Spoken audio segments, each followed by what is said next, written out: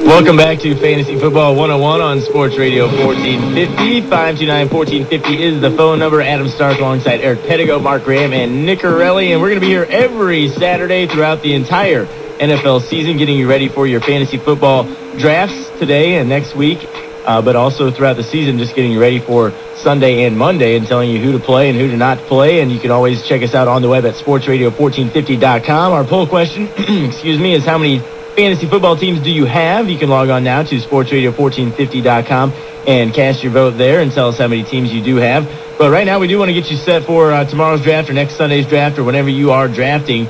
And we'll go to our experts and Eric Pedigo and Mark Graham and Nick Corelli about the top 5, maybe in the top 10 if we have time, as far as quarterbacks, wide receivers, and running backs are concerned.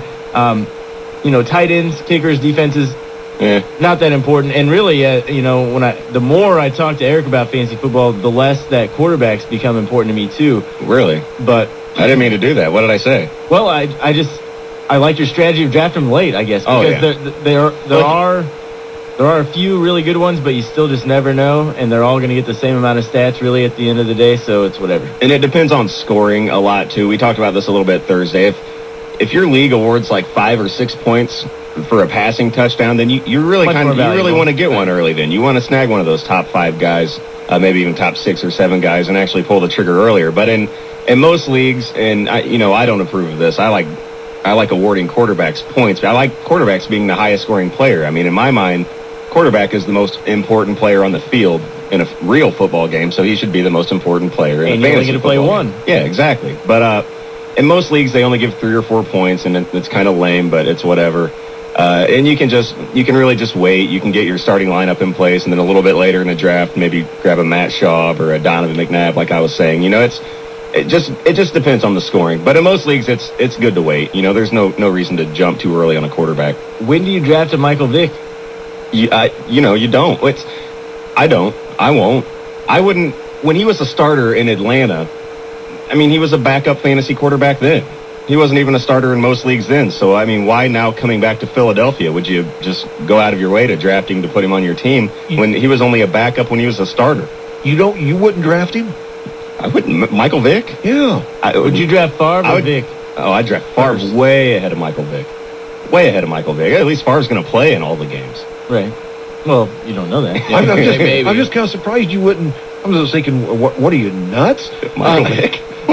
I mean, I think it's a late round. A late round, I'd take him. NFL, I bet Michael Vick's in way better shape than Brett Favre is right now. Oh, jeez. Well, I'd put my money on Vick in like a 40-yard dash competition, but I'd put money on me in a 40-yard dash against Brett Favre.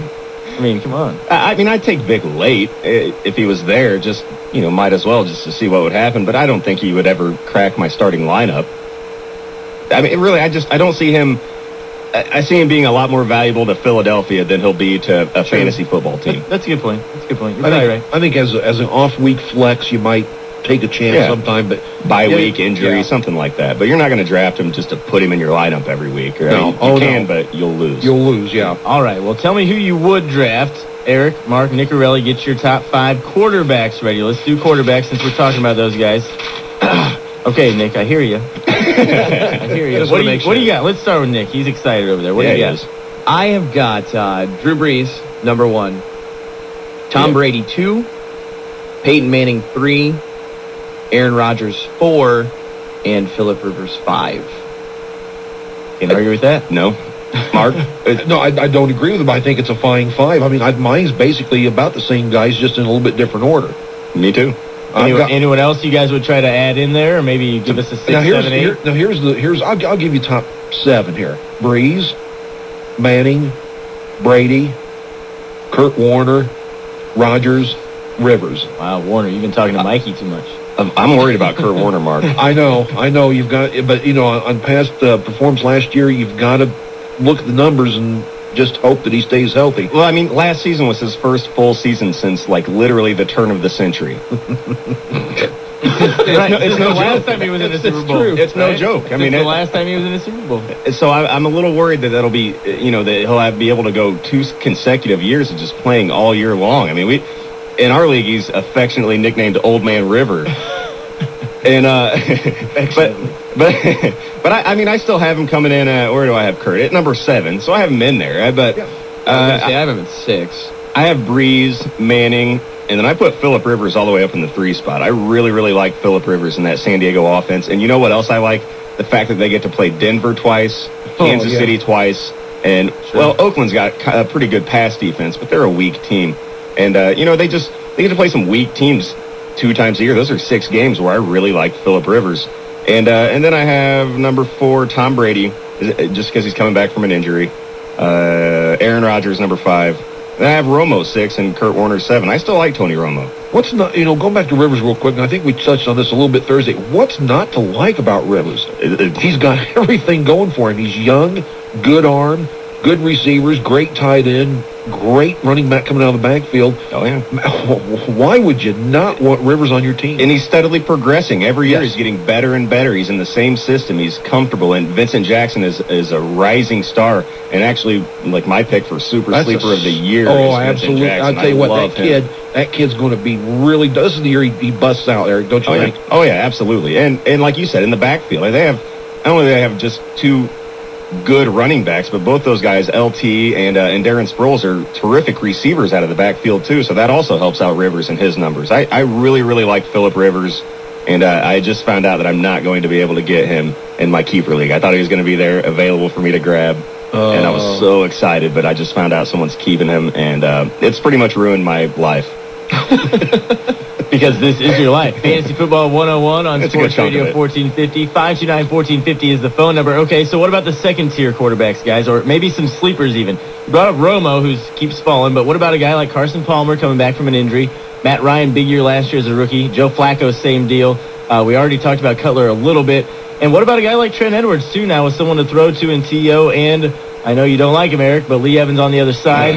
And a decent backfield. I mean, those guys, though, maybe worth drafting. What do you guys think?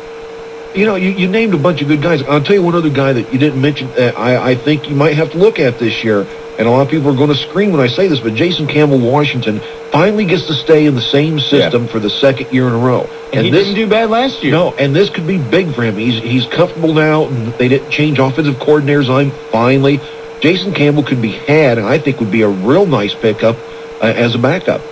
Oh, yeah. Campbell is a worthwhile backup this year, whereas last year he was a free agent in most leagues all year. He wasn't just hanging out on the waiver wire. But as far as Trent Edwards, this guy threw 12 touchdowns last year. I know he's got T.O. this year, but he does play in Buffalo, and I'm just not completely sold that he's the guy. So I'm going to stay away from Trent Edwards. I mean, he might be, to me, he is a deep backup. To me, he's one of the last backups taking. I might be wrong. He does have T.O., but I don't think T.O. is going to put Trent Edwards from 12 touchdowns to like 28 or 29 in a year's span. I don't think that's going to happen. But as far as a sleeper maybe is concerned, you might be able to get a guy like Edwards or Castle, maybe even late in a draft, super late in a draft, and be a decent backup for you to play a couple weeks anyway during the season. All right, let's move to a different position. Let's go to wide receiver. We'll save the big ones for the last. We'll save the running backs for the end, but let's go to wide receiver. Mark, who's your top 5? Okay, my top 5 receivers, Andre Johnson, I think is just going to be a beast in Houston this year, especially if Schaub stays healthy. Larry Fitzgerald, number 2. Randy Moss, number 3. Megatron, Calvin Johnson, number 4. And Reggie Wayne, number 5. Reggie Wayne. We should probably clarify, Mark. These are based on point per reception. Yes, very good. Yeah, I'm glad you mentioned that. It is points per reception. And that's the way I do all of my rankings, too. I'm a firm believer, and you should be in a point per reception league. If not, you're kind of a loser. Number 1, I'm just kidding. I like you guys. So does it mean I'm half of a loser because I'm in one league that's PPR and one that's not? Yeah, but, the strong half shows through. The one that you're the commissioner in PPR? You're super awesome in that league.